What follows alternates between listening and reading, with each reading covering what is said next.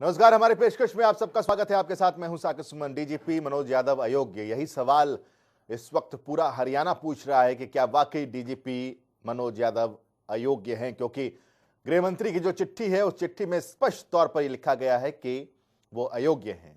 और ऐसे में अब सवाल कई उठ रहे हैं और इन्हीं सवालों को आज जानने की हम कोशिश करेंगे। शुरुआत करते हैं अपने इस कार्यक्रम की, अपने इस पेशकश की, जिसमें तह तक जाने की कोशिश करेंगे और हर पक्ष को सुनेंगे भी और समझेंगे भी।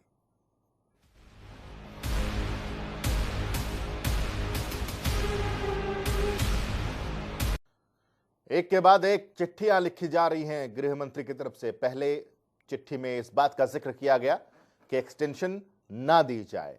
मनोज यादव का कार्यकाल 2 साल का था, वो कार्यकाल खत्म हो गया, अब एक्सटेंशन ना दी जाए। लेकिन अब जो चिट्ठी एक बार फिर से लिखी गई है, वो चिट्ठी अपने आप में बहुत कुछ कहती है।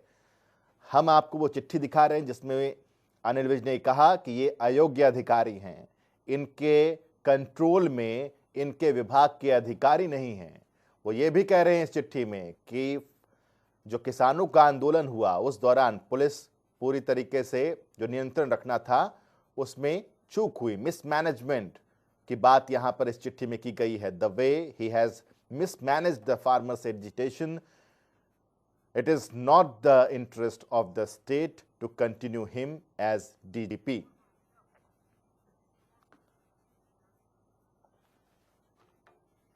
तो ये वो चिट्ठी है जिसके जरिए आप समझ सकते हैं कि अनिल विज किस तल्ख भाषा का इस्तेमाल कर रहे हैं। उन्होंने कहा कि अधिकारियों पर डीजीपी का कंट्रोल नहीं है। अनिल विज किसान आंदोलन का जिक्र करते हुए उन्होंने लिखा है कि डीजीपी मनोज यादव आंदोलन में कानून व्यवस्था संभाल नहीं पाए। अब ये जो मसला है वो गंभीर इसलिए होता चला जा रहा है कि एक तरफ चिट्ठी गृह मंत्री की तरफ से लिखी जा रही है जिसमें वो 3-4 पॉइंट्स का जिक्र कर रहे हैं जो चिट्ठी हमने आपको दिखाई। अब एक चिट्ठी और जाती है एडीजीपी श्रीकांत यादव की तरफ से। गृह विभाग को एक चिट्ठी लिखी गई है, गृह विभाग के एसीएस राजीव अरोड़ा को। एक चिट्ठी डीजीपी मनोज यादव पर उठाए गए सवाल हैं।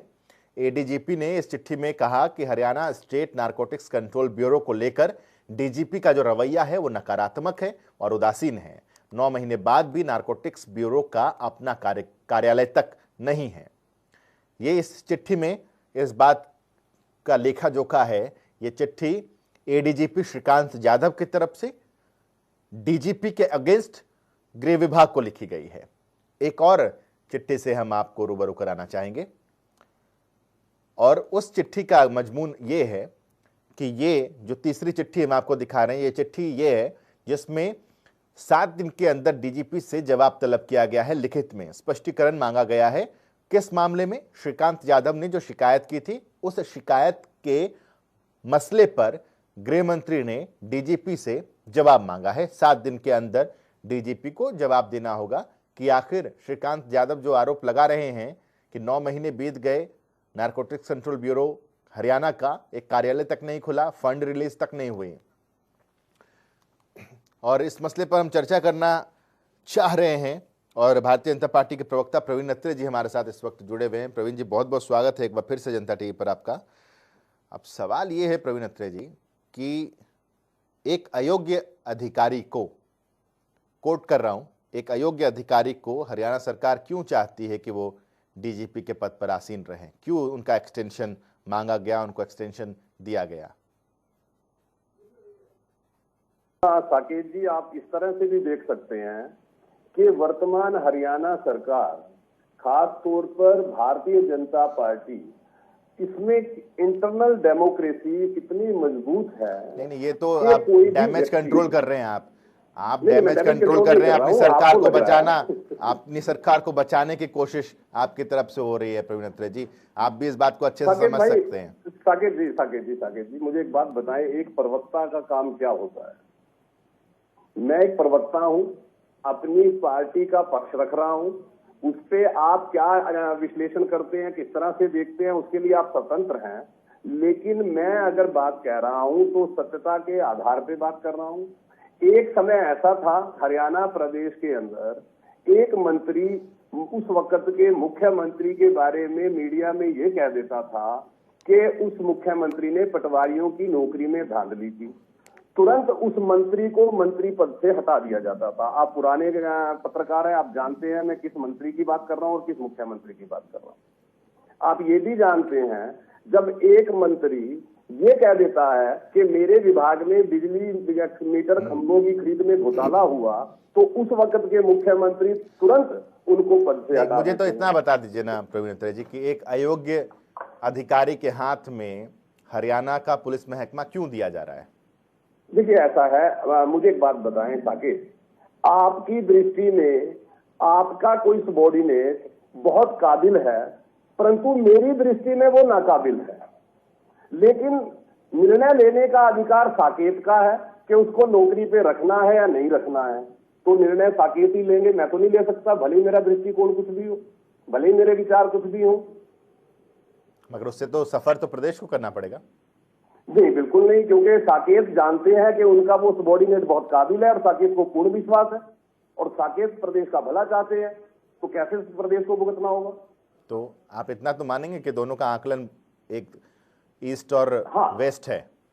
जी हाँ, ये बात मैं बिल्कुल कह रहा हूं कि विचारों के अंदर अंतर हो सकता है और विचारों के अंदर अंतर होते हुए उसको पटल पे रख के उस पर चर्चा हो, यही भारतीय जनता पार्टी की इंटरनल डेमोक्रेसी। तो इंटरनल डेमोक्रेसी जब मीडिया के सामने आ जाती है तो फिर वो इंटरनल डेमोक्रेसी रहती नहीं है ना सर?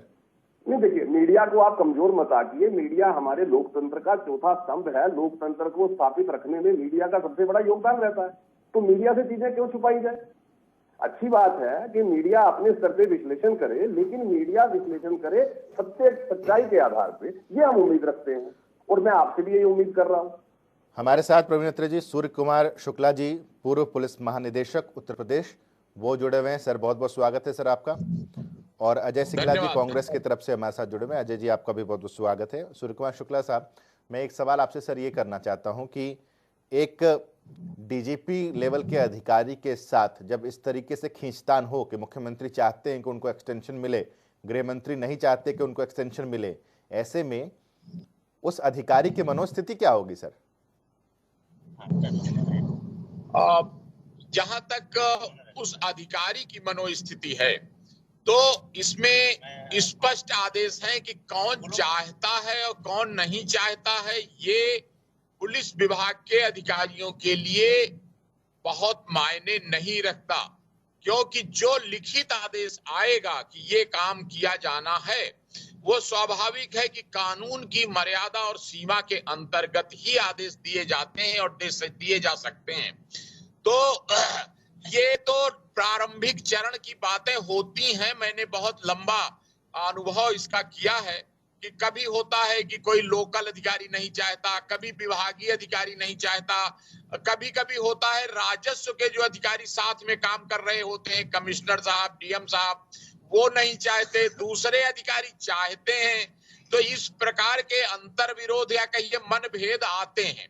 लेकिन वास्तविक स्थिति है कि थोड़े दिन बाद, यानी कि 2, 4, 10 दिन बाद जब साथ में काम करने लगते हैं तो धीरे धीरे एक टीम भावना उसी के साथ समाप्त हो जाती हैं। प्रारंभ में हर एक आदमी की अपनी सूचना होती है कि गृह मंत्री जी को कुछ और सूचना है कि वो अधिकारी तो ऐसा है, मुख्यमंत्री जी की सूचना है कि अरे उसने तो ऐसा किया है। कभी कभी कुछ बातें सही भी होती हैं, कभी कुछ गलत भी होती हैं। तो ऐसी स्थिति में सर्वोत्तम यही होता है कि जो लिखित आदेश शासन से आवे, गृह विभाग से, मुख्यमंत्री जी को कुछ कहना है तो वो गृह विभाग को कहेंगे, गृह विभाग को जारी करना है वो आदेश डीजीपी को जारी करेंगे। तो अपने संविधान में, कानून में चीजें स्पष्ट हैं, उसमें कहीं दो राय, दो तरीके नहीं है। जो लिखित आएगा ये तो सब अफवाहबाजी होती है, वो चाहते हैं, वो नहीं चाहते हैं, और असलियत ये होती है कि कई बार उल्टा प्रचार भी हो जाता है। लेकिन कई बार लोग सूर्य कुमार सर, चाहते हैं, सूर्य कुमार सर, एक बात ये है कि गृह मंत्री की तरफ से, तो वो लोग सूर्य कुमार सर, जानबूझकर उड़ाते भी हैं। सूर्य कुमार सर, गृह मंत्री की तरफ से ये चिट्ठी लिखना कि ये जो अधिकारी है वो अयोग्य है, इस विभाग के जो बाकी अधिकारी हैं उनके कंट्रोल में नहीं है, किसानों का जो आंदोलन हुआ वो उसको संभाल पाने में सक्षम नहीं थे, जब इस तरह के रिमार्क्स दिए जाते हैं फिर उसका इंपैक्ट क्या पड़ेगा? यही बात आपसे कह रहा हूं कि ये बात अगर गृह मंत्री जी ने वास्तव में लिखी है, पहली बात तो इस प्रकार का जो पत्राचार होता है वो सार्वजनिक नहीं होता। प्रशासन में, शासन में अलग अलग अधिकारियों, मंत्रियों, सबके मत भिन्न होते हैं, हो सकते हैं सबका। अब हो सकता है कुछ ऐसी बातें हो कि मुख्यमंत्री जी ने कहा हो कि ऐसे ऐसे ढंग से किसान आंदोलन को चलाया जाए, इसको कंट्रोल किया जाए, और उसके मुताबिक उन्होंने कहा। हो सकता है कभी कभी शासन की पेचीदगी इस तरह की होती है कि बहुत बातें सार्वजनिक नहीं की जाती और उन सीमाओं के अंदर पुलिस को काम करना पड़ता है। तो इसलिए अगर गृह मंत्री जी को कोई इस मामले में विचार अलग है तो उनको चाहिए कि माननीय मुख्यमंत्री जी से विचार विमर्श कर लें। ये बातें जितना लिखा पढ़ी में होती हैं मतभेद वाली, उतना ही इनमें अप्रियता पैदा होती है। जी, बिल्कुल। इसलिए ये अच्छा ये होगा कि बैठ करके विचार विमर्श करके तय कर लें। जो पुलिस के अधिकारी सब सक्षम रहते हैं, वो सब यही सवाल मैं प्रवीण अत्रे जी आपसे कर रहा था कि इंटरनल डेमोक्रेसी की आप बात कर रहे हैं, पर्दे के पीछे ये सारी बातें हो जाती, गृह मंत्री मुख्यमंत्री के पास पहुंच जाते, वहां जाकर के एक बैठक कर लेते, एक मुलाकात कर लेते, इन सारे मसलों पर चर्चा हो जाती, बजाय इसके कि ये पत्राचार हो और पत्राचार मीडिया में आए और उसके बाद एक तरह से छीछा लेदर ही है।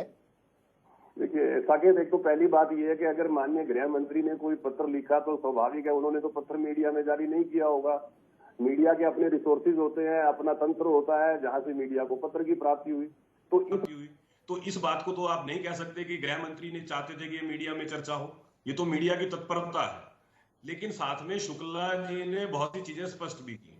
शुक्ला जी ने जिस तरह से स्पष्ट किया कि कानून और संविधान में पूरी तरह से व्याख्या की गई है, कानून और संविधान पूरी तरह से ये बताता है गृह मंत्री जो है वो पुलिस विभाग के सुपरवाइजर होते हैं, लेकिन डीजीपी की नियुक्ति का अधिकार मुख्यमंत्री के पास होता है।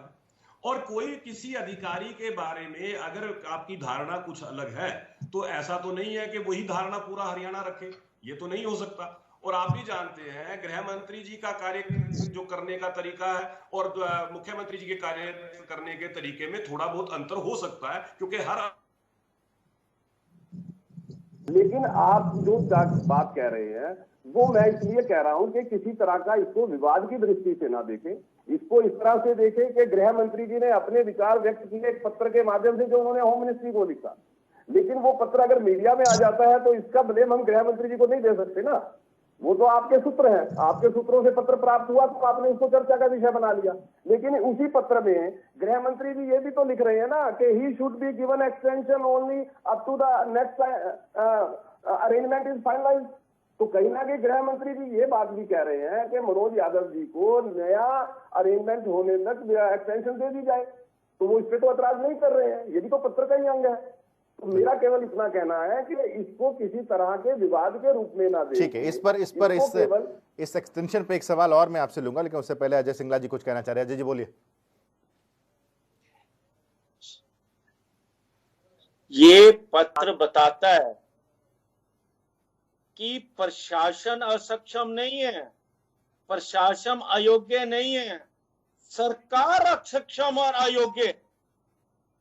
जिस प्रदेश का गृह मंत्री खुद मान ले कि प्रदेश में कानून व्यवस्था खराब है, प्रदेश का डीजीपी अयोग्य असक्षम है, प्रदेश की जनता असुरक्षित है, असुरक्षित हाथों में है, आप समझ क्या रहे हैं इन मदारियों को? खेल बना दिया हरियाणा प्रदेश का। आप इस पे लिपोपोती करना चाह रहे हैं प्रवक्ता महोदय भाजपा के। इतनी बड़ी बात हो गई, सरकार चलानी नहीं आ रही, डीजीपी अयोग्य असक्षम है, कानून व्यवस्था जमीन पर पड़ गया, आप कह रहे हैं विवाद नहीं है। अरे विवाद तो सरकार में नहीं है, जनता में है।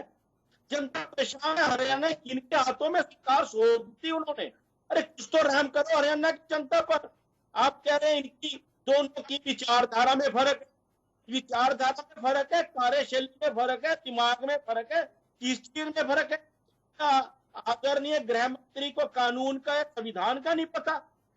कुछ तो बात करते हुए सोचिए। आप हरियाणा की जनता ने आपको शासन दिया है, मैं कहता हूं ये धोखे की सरकार, लोगों के विश्वास को तोड़कर बनाई गई सरकार।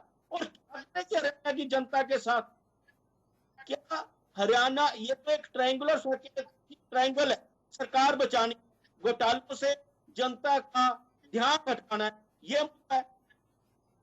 आप देखिए ना कि होम मिनिस्ट्री को खत्म कर दिया, होम मिनिस्टर को खत्म कर दिया, कहते हैं कि कार्यशैली अलग है। अरे अपने घर में इस्तीफा देके क्यों लोगों का मुद्दा बनाते हैं?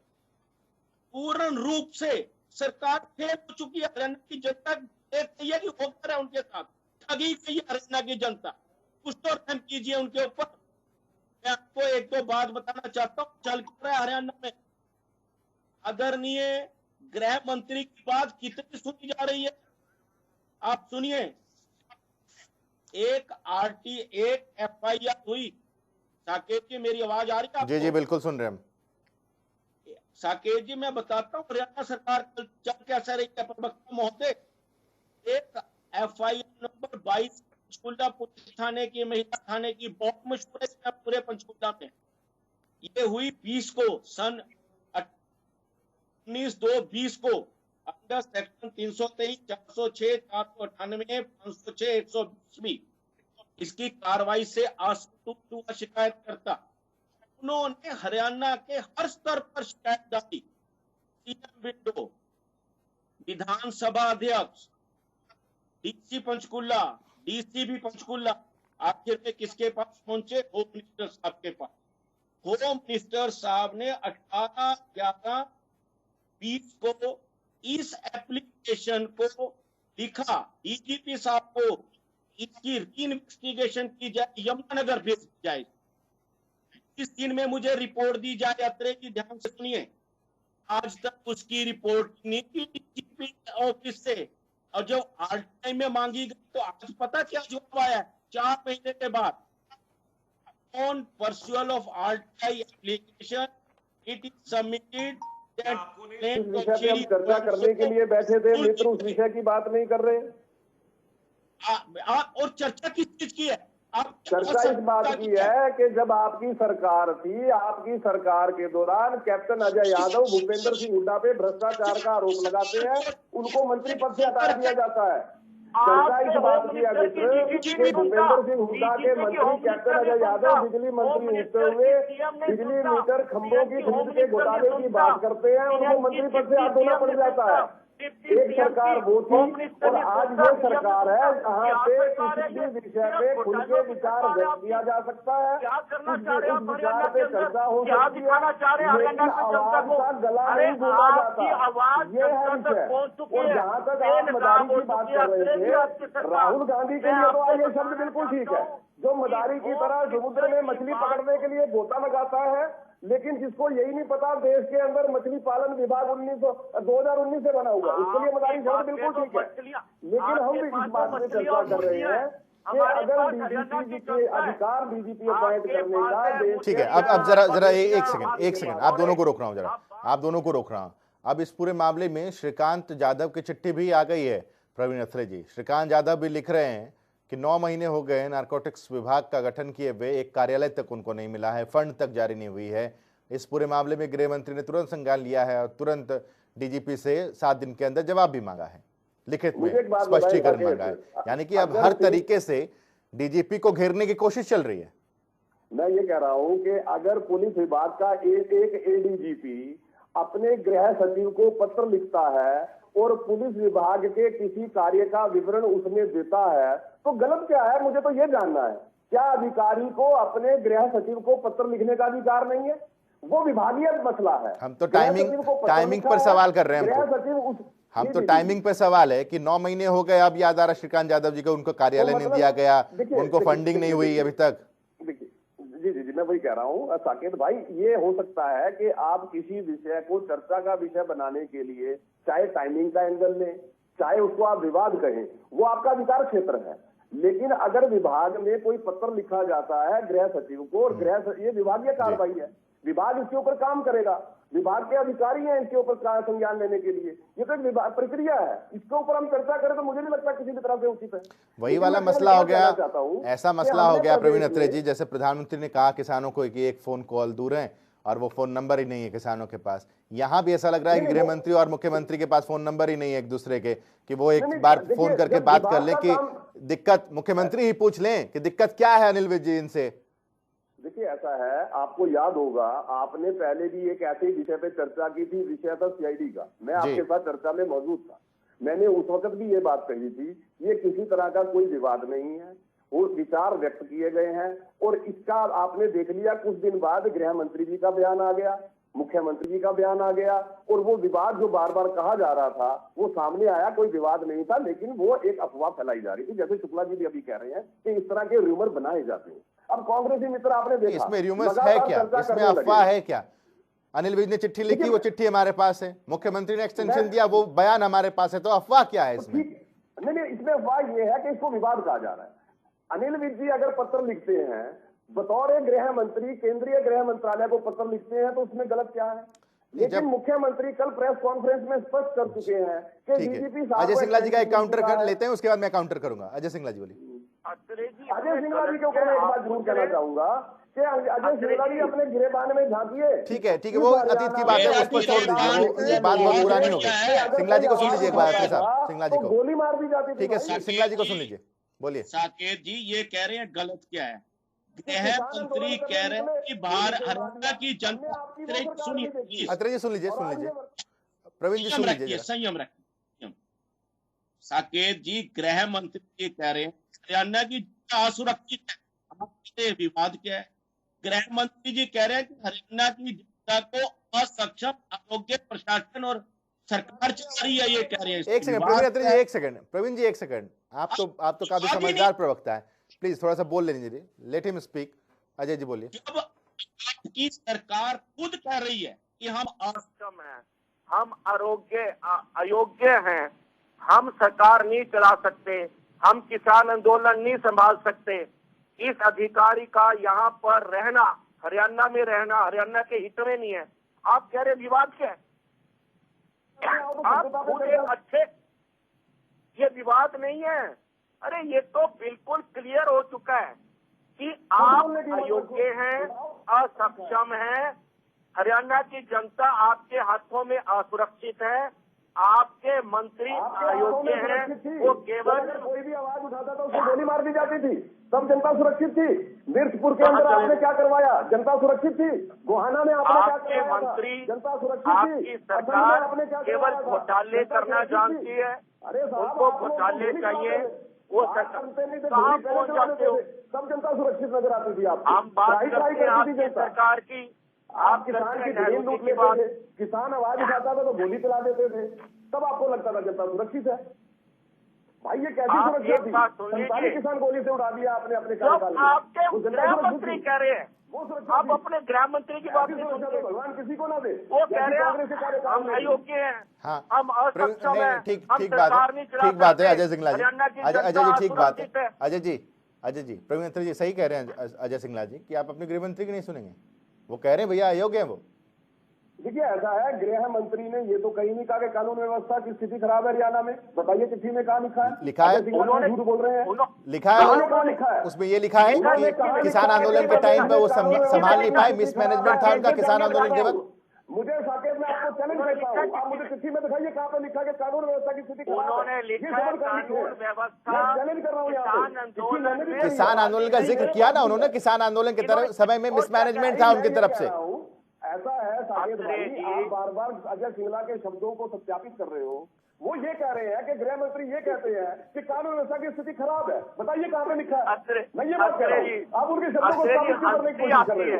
अगर अजय सिंगला झूठ बोल रहे हैं, उनका अधिकार है वो झूठ बोल रहे हैं क्योंकि वो विपक्षी हैं। कम से कम आप तो उनके शब्दों को स्थापित मत कीजिए। प्रवीण अत्रे जी, आपकी चिट्ठी मैंने नहीं लिखी, आपकी चिट्ठी मैंने नहीं लिखी। प्रवीण अत्रे जी, उन्होंने किसान आंदोलन के टाइम किसान आंदोलन का जिक्र किया ना अनिल विज ने, किसान आंदोलन का जिक्र करते हुए उन्होंने कहा कि मिसमैनेजमेंट था डीजीपी की तरफ से। देखिए ऐसा है, आपके 4 महीने तक तो जवाब नहीं आते। मैं आपको बता रहा हूँ, सिंगला जी एक सेकंड बस, एक सेकंड सिंगला जी जरा जवाब ले लो सिंगला जी। अजय जी एक सेकंड। देखिए जो बात आपने अब कही ना साकेत, उस पर हम चर्चा कर सकते हैं। जो किसान आंदोलन की बात कही है, मैंने कहा था कि हर व्यक्ति की कार्य करने की एक शैली होती है। कुछ लोग ऐसे होते हैं जिनकी कार्यशैली के अंदर कठोरता होती है, और कुछ व्यक्ति ऐसे होते हैं जिनकी कार्यशैली के अंदर कठोरता की जगह प्यार होता है। किसान आंदोलन का जो जिक्र हुआ, जिस तरह से किसान आंदोलन में स्थितियां थी, मुझे लगता है विज साहब जो है उनको शायद ये नादार गुजरा कि कठोरता से व्यवहार करना चाहिए था, लेकिन प्रदेश सरकार ने उस वक्त की स्थिति को देखते हुए, अपने भाइयों को देखते हुए कठोरता नहीं दिखाई। ये अंतर हो सकता है, ये कार्यशैली का आप अंतर ये हो कह रहे हैं कि सकता है, अनिल विज ये चाहते थे विचारों का अंतर हो कि सकता है। लाठीचार्ज हो, जमकर हो, और मुख्यमंत्री ने देखिए विज साहब की कार्यशैली को सभी जानते हैं। विज साहब जो है तत्परता में निर्णय लेते हैं, कठोर आज कार्यशैली से इनके काम पास करते हैं, बोलने को एक अच्छे कुछ नहीं है। प्रशासक के तौर पे व्यवहार करते हैं। चलिए ठीक है, ये बात है। सरकार के हमारे पास वक्त की नियम कमी नहीं मान रहे है, हैं। बंदिश है वक्त की। बहुत बहुत शुक्रिया आप दोनों का हमारे साथ जुड़ने के लिए। तो बहुत अहम सवाल है ये, क्योंकि गृह मंत्री खुद कह रहे हैं कि डीजीपी अयोग्य हैं। वैसे में मुख्यमंत्री की राय अलग है, गृह मंत्री की राय अलग है। पेशकश पे फिलहाल इतना ही। एक छोटा सा ब्रेक ले रहे हैं। जनता टीवी पर खबरों का सिलसिला लगातार जारी है।